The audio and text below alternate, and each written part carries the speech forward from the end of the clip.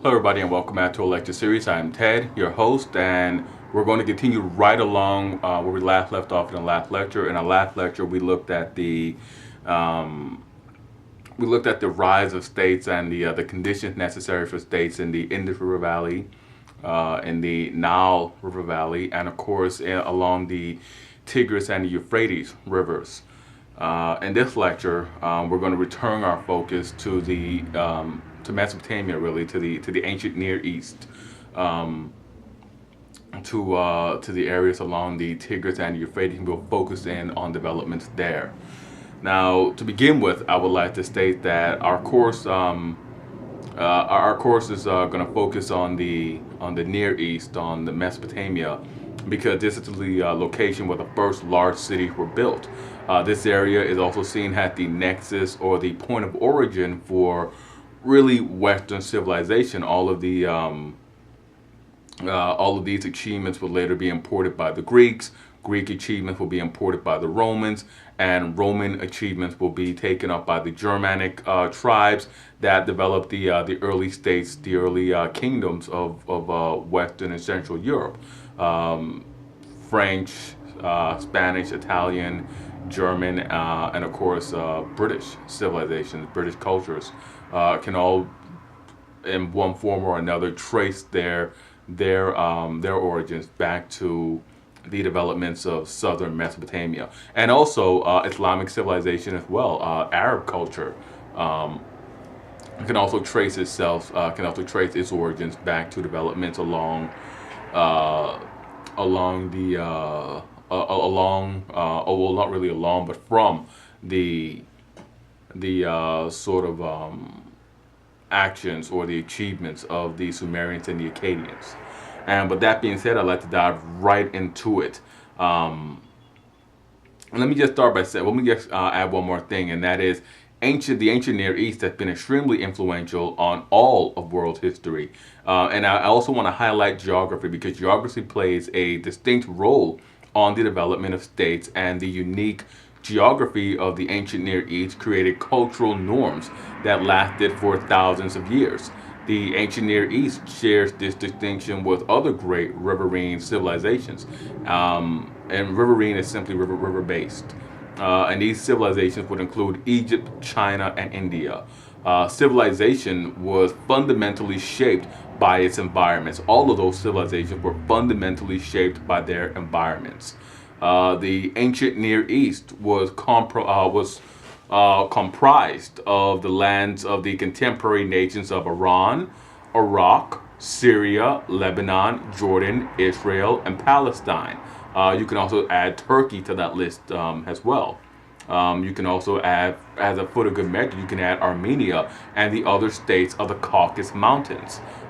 Places like the Republic of Georgia, for example. You can add all of them into the ancient Near East, and they will all feature at one point or another. The geographic areas will feature at one point or another in our narrative on the ancient Near East. Um, Now, the core of this region of the ancient Near East is an area called Mesopotamia. Now, Mesopotamia is a Greek word; it's the Greek name for the region. We actually don't know what the Sumerians call this land. We don't know what the Akkadians call this land. We only know the only thing that descends to us is what the Greeks call this land. And Mesopotamia simply means the land between the two rivers. Um, the two rivers, of course, being the Tigris and the Euphrates rivers. And going back to 5,500 years ago, ancient Mesopotamia, and 5,500 years ago would simply be 3,500 BCE. Mesopotamia, just before the rise or development of the cities, if we went back there, we would see nothing that would impress us. There would be nothing there to indicate that this region would give rise to civilizations that some of the first territorial states in history, and that some of the earliest cities in history would arise in this area. In 3500 BCE, we see two things: the sky and an endless expanse of mud in all directions. If you were to look at the rivers, you would see them both just sort of meandering through this mud sluggishly on the banks of each river. You would see reeds, and if you were lucky, you would see an occasional date palm tree. There would be no other trees to speak of. There would be no other major vegetation to speak of. In this expanse of mud, without warning, violent thunderstorms will just sweep across the landscapes. Floods and widespread destruction will follow. The rivers would overflow their banks, and a cascading torrent will simply spill over the mud flats once again, destroying everything in their paths. The floods were flash floods, so there really weren't any any warning for the people. It was very unpredictable, and really just sort of a torment for the people living there. They would never know when sudden death would just come with these angry floodwaters. Even for those living, even for these people living in this area, the timing of the worst floods came at the most critical time for them. The worst floods came at the time of crop harvest, which to them appeared to be a sign, a sign that the gods designed all of these things, or that somebody was designing all of these things to bring maximum suffering to them.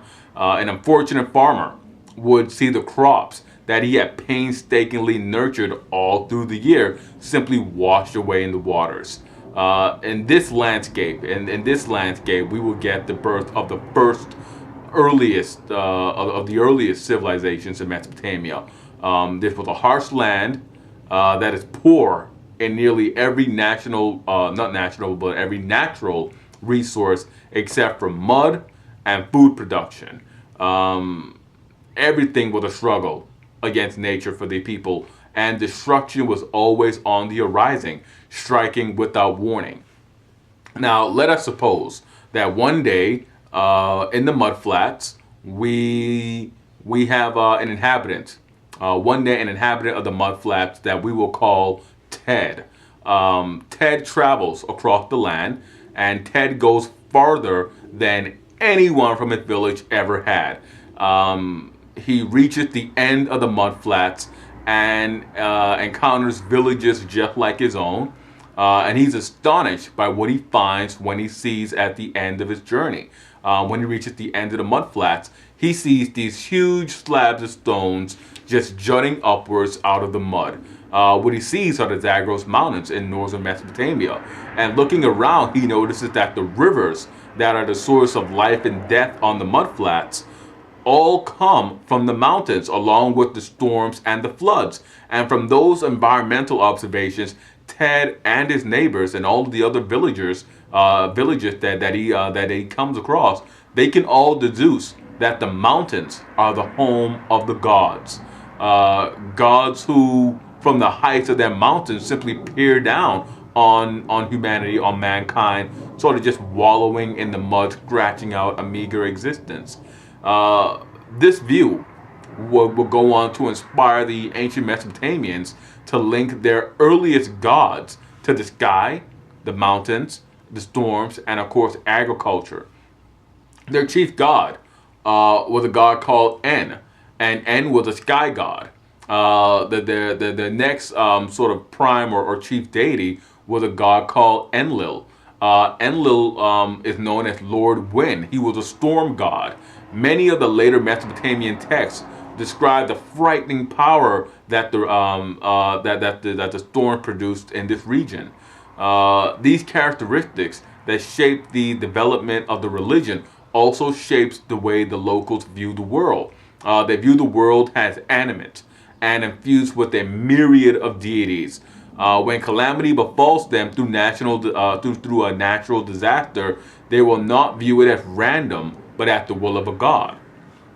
Now, we have previously discussed the necessary social prerequisites for a civilization. We looked at agriculture, the development and the formation of cities, and now we will look at the main components of a civilization: writing and trade. Sumer and the early cities that aroused, they basically had the cities rose they basically began to depend on these two factors, on trade and literacy. In this lecture, we're going to look at three successive periods in Mesopotamian history. The Uruk period, lasting from 3500 to 3100, the period known as the Proto-Literate period from 3100 to 2800 BCE, and the early dynastic period, which stretches on from 2800 BCE to 2300 BCE. During this time, which was a period of just development in the governing bodies of Mesopotamia, and at this point, the governing bodies in Mesopotamia were literally just city-states with monarchs or strongmen ruling over territorial entities, only really coming into to being or to practice after 2300 BCE. So at this point in history, the cities of Sumer are considerably larger than anything else in the world. These are the largest population concentration seen at any time. The city of Uruk, the largest Sumerian city, is estimated to have held at least 20,000 citizens, 20,000 inhabitants. Sumer, the region, is roughly 5,000 square miles and home to about 500,000 people, 500,000 people. And this population is spread out over at least 20 major cities, satellite towns, and the supporting farming villages. The list includes cities such as Nippur in central Sumeria, which was seen as the most sacred city in Sumeria. It is thought to be the place where the kingship originally was lowered from heaven by the gods to man. And Uruk are important towns, important cities in eastern Sumer. Lagash is prominent, and also we have high quality records coming from the city of Lagash. Now, the Sumerians thought of themselves as a single people. They were non-Semitic peoples who referred to themselves as the black-headed or the black-haired people. They called their land the land of the noble people. The ethnic and regional designation comes from the Akkadians. It was the Akkadians who called the region Sumer. It's the Akkadians who called the people Sumerians. We do not know what they called themselves. We do not know what they called their land. We know what we know what the Sumerians wrote. We know the Sumerian translations, but we do not know their actual names. For example, we know Germans, but the Germans refer to themselves as the Deutsch. We do not know what the people refer to themselves. We only know what others refer to them as. Now, the Sumerians, they thought of themselves as a distinctive group. Their loyalty were much more localized, centering on their city-states, and much more focused on their local god or goddess. The temple stood at the heart of the cities, and it has been argued that their motivation to begin to intensively engage in agriculture was to pay the dues owed to the temple. That's one argument for why civilization rose for religious purposes. The temples generated an enormous amount of business. They covered vast portions of the cities, contained great storage spaces for grain and other manufactured goods. This warehousing led to the creation of a large body of scribes, of writers, recorders, to oversee the collection and the storage process. Within the cities, there were a wide array of occupations, from potters, metal workers, and these fields and the product that they produced enhanced the sophistication of bronze smelting techniques. The potter's wheel, for example, came into being. Rugs and other textiles became hot commodities, and later temples will employ a large number of temple textile workers. So the temples, we can see that the temples are sort of motivating this development, and the temples will come to play a major role in fueling the economics of the cities. The problem with Sumer was that they lived in a river valley system. So there was only mud and reed. They didn't have any metals. There was a constant need to bring in hardwoods and metals needed for the industrial and the commercial pursuits that the people needed to engage in. There was also a demand for luxury goods and semi-precious stones in these cities.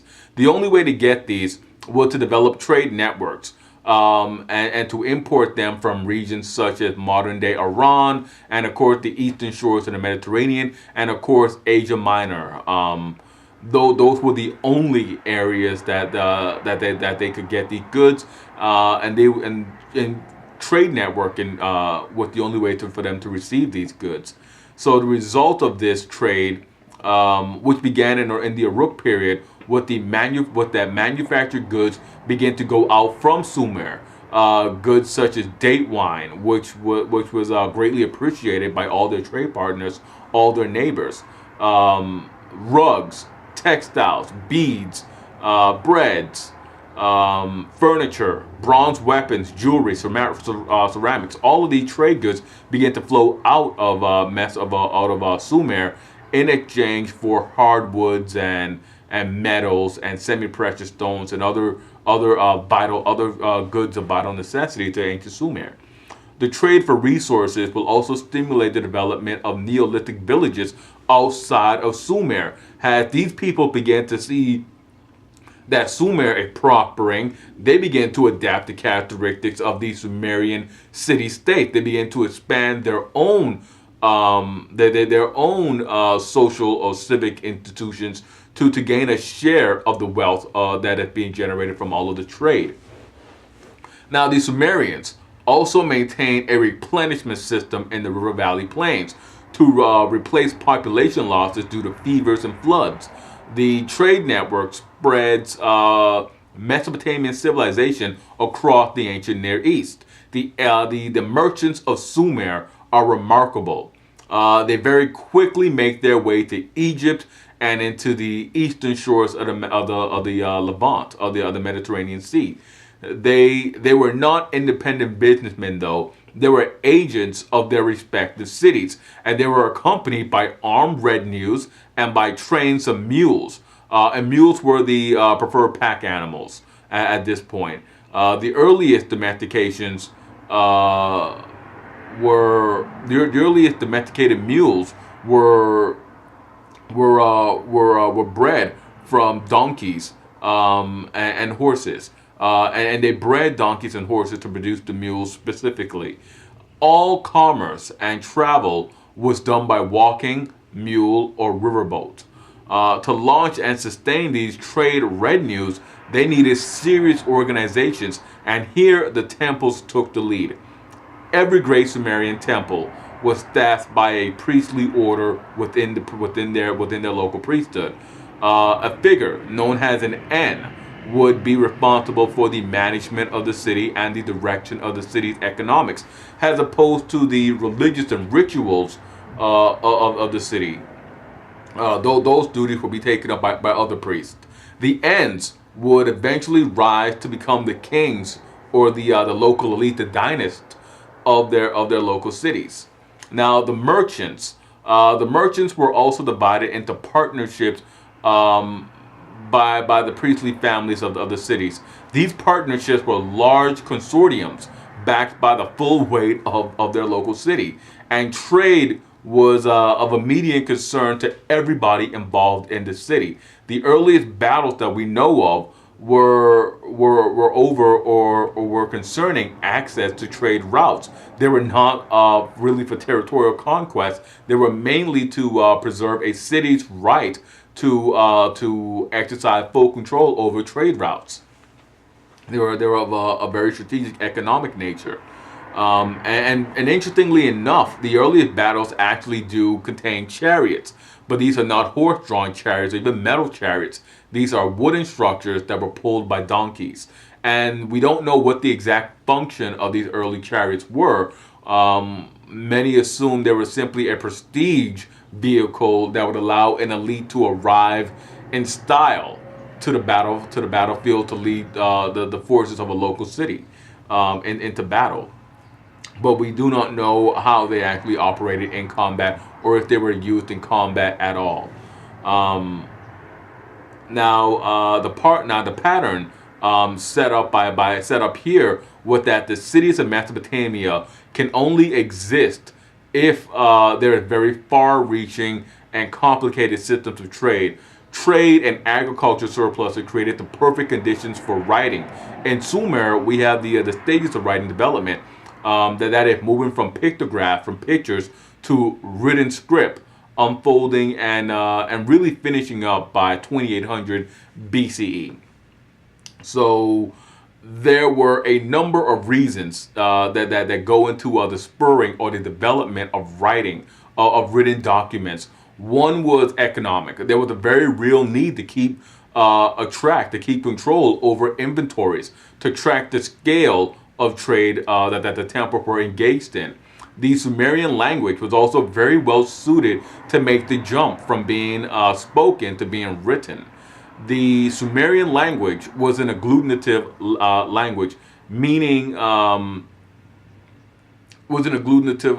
language, and this means that it was similar in operations really to the modern languages of Turkish and Swahili. The grammar was indicated by adding a prefix or a suffix to the root word. The word's meaning would change, but the basic word did not change, which is a really in marked contrast to the great language families of the world today, the Afro-Asiatic and the Indo-European language groups. An interesting fact about the Sumerian language is that it is not related to any other language group that we know of. The reason that we can read ancient Sumerian is since it was the first language to be written down in Mesopotamia, it became the religious language for all subsequent states and empires. Later people who came to rule over Mesopotamia had to adopt Sumerian as a literary and religious language and had to learn it. This meant creating dictionaries, bilingual texts, inscriptions, vocabularies, and educating their scribe. They had to create an education system simply to learn Sumerian, create these courses to educate their scribes in the art of using this unfamiliar language. These documents helped us to determine the structure of Sumerian, which is still being studied to this day. It's not an exact science. We don't have any. We really can't go on and on about Sumerian language. It's still being studied. It's still, in many ways, a work in progress. Now, the writing materials used by the ancient Sumerians, was wet clay, with a stylus fashioned out of either wood or bone. Now, writing on clay tends to make wedge-like shapes, which explains why we call it cuneiform. The earliest writing is known as cuneiform, and it literally means wedge writing in Greek. Cuneiform refers to the writing style, not the language being recorded. Cuneiform could also be adapted by subsequent regional powers and employed as the script of state. That is the writing style, the writing script used by these other regional powers, these other states, for recording records and crafting public works. Now, the way it appears that writing developed was that the scribes who were assigned to recording the inventories of the temples used little tokens to indicate various animals and a base 10 tally mark system. Now, this was used primarily for tracking livestock and grain, and the scribes learned very quickly to create shorthand methods of doing this, since their language was an agglutinative and monosyllabic. Now, this allowed the Sumerians to string together more complex words by adding prefixes and suffixes or more base words to express mood, tense, and gender. They were also able to make or to take their pictographs and apply them to sound. Their language contained a lot of homophones and homonyms, words that sound the same and are written the same but have different meanings, or words that sound the same but are written differently. An example of a homonym would be bear. Bear can refer to an animal or mean to carry or support. An example of a homophone would be new and new, one meaning recently introduced, and the other meaning and the other being the past tense of no. Now, Sumerian had large numbers of these combinations, and it was not a large jump for the Sumerians. It was not a large jump for the Sumerian scribes to simply use the pictures to mean the sound, because they were monosyllabic words.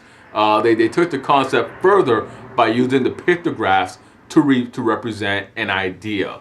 Now, in this way, the pictographs were exploiting, were being exploited to express more complex concepts.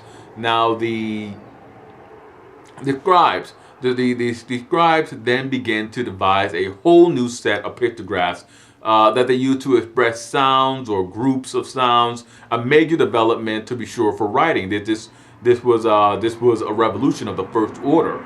The process was intense, and a number of their earlier symbols were discarded for practical reasons. They eventually whittled their reservoir down to 750 symbols from a couple hundred, not a couple hundred thousand, but just a couple thousand. At this time, they do not have true writing.